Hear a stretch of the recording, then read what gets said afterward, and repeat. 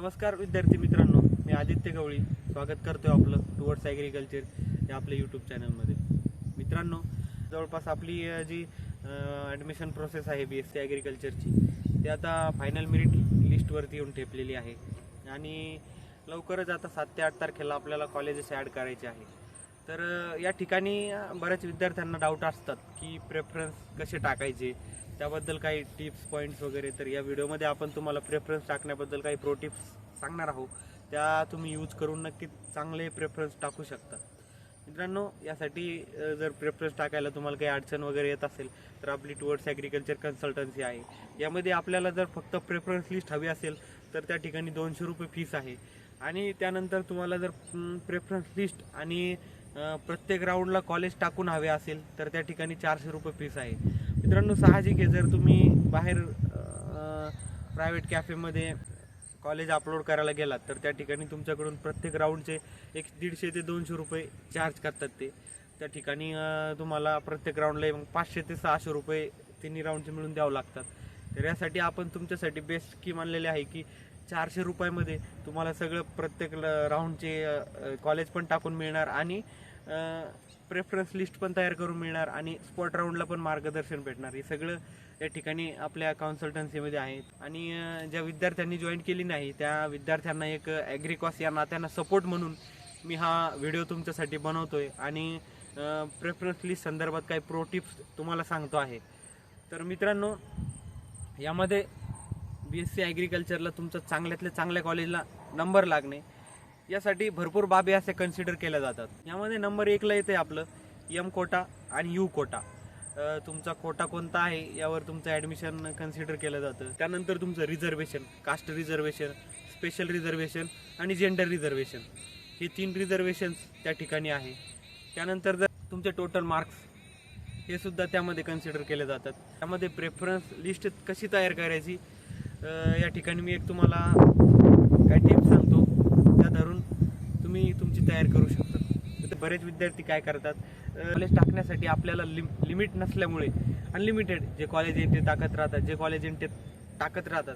Government प्रायव्हेटचं काहीही विचार न करता जम्बलिंग करून मिक्स सगळे कॉलेज टाकून देतात. त्यामुळे त्यांना चांगले मार्क असून सुद्धा, चांगलं रिझर्वेशन असून सुद्धा एक कमी दर्जाच्या कॉलेजला ॲडमिशन मिळतं. त्यामुळे तुम्हाला जे कॉलेज हवं आहे, ज्या कॉलेजबद्दल तुम्ही रिसर्च केलेला आहे, जे कॉलेज तुम्हाला भेटू शकतं, पहिले तर हेच कॉलेज टाकायचं. बाकीचा फापट पसारा इलिमिनेट करायचा, बाकीचं काही टाकायचं नाही. जे कॉलेज हवं आहे, जे कॉलेज भेटू शकतं तेच कॉलेज टाकायचं. नाहीतर आपल्याला लिमिट नसल्यामुळे सगळेच कॉलेज टाकून द्यायचं असंही काही नाही आहे. आणि फक्त जे कॉलेज हवं आहे आणि जे कॉलेज भेटू शकतं तेच कॉलेज टाकायचं. त्यानंतर 2 नंबरला मित्रांनो, सपोज आता तुम्हाला 70 मार्क आहे तर या ठिकाणी मागच्या वर्षीचा 3rd, 2nd किंवा 1st राऊंडचा कट ऑफ चेक करायचा, 3 राऊंडचा कट ऑफ चेक करायचा आणि 5 पॉईंट मागे आणि 5 पॉईंट पुढे म्हणजे 65 ते 75 या ज्या लाईनमध्ये कोणकोणते कॉलेज विद्यार्थ्यांना मिळालेले आहे त्याची एक लिस्ट तयार करायची. 65 ते 75 जर तुम्हाला 70 मार्क असतील तर ही लिस्ट तयार करायची.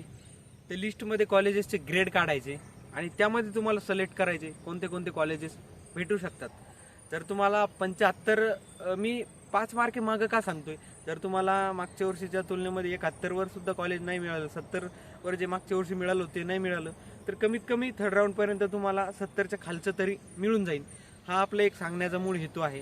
हे एक्झाम्पल समजा. असं आता तुमच्यासोबत तुमचे मार्क वेगवेगळे असू शकतात, त्यामुळे त्या ठिकाणी तुम्ही वेगवेगळे गृहीत धरा. तर ती एक लिस्ट तयार करा आणि त्या लिस्टनुसार मग त्यांना ग्रेड द्या आणि ते कॉलेजेस टाका. यामध्ये मग कॉलेजेस कसे टाकायचे व कोणते टाकायचे. मित्रांनो, तुम्हाला कॉलेज टाकण्याला लिमिट नसल्यामुळे 1 नंबरला तुम्ही जे कॉलेजेस निवडलेले आहे ग्रेडनुसार, त्यामध्ये पहिले गव्हर्नमेंट कॉलेजेस टाकायचे आणि मग प्रायव्हेटमध्ये A ग्रेड, नंतर B ग्रेड, नंतर C ग्रेड आणि नंतर D ग्रेड असे कॉलेजेस टाकायचे. हां, पण जे कॉलेज निवडलेले आहे तेच कॉलेज टाकायचे, बाकीचा फापट प्रसारा टाकायचा नाही.